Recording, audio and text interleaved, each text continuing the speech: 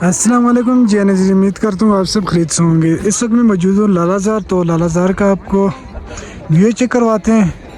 ये है लालाज़ार Venus guest house. बहुत ही प्यारा आला शानदार इसके रूम है, तो आपको मुनासिब रेट में मिल जाएंगे। और इसका व्यू चेक करें।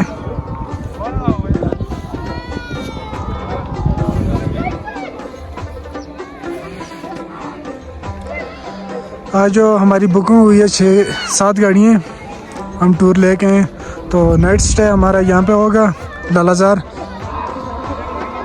तो थोड़ा सा आगे जाते हैं, आपको वो भी मंजर चेक करवाते हैं, व्यू जो अच्छा व्यू कैप्चर करने का।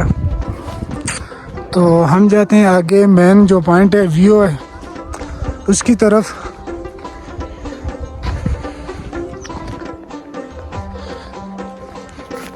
ये जो फसल है ये आलू की फसल है, और दूसरी से जानब जो है ना ये मटर की फसल।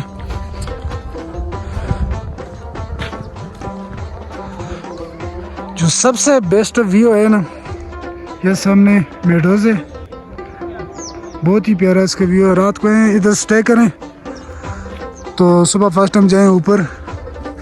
एक सामने है मेडोज, और एक जो जंगलात वगैरह नज़र आ रहे हैं इसकी बैक साइड है।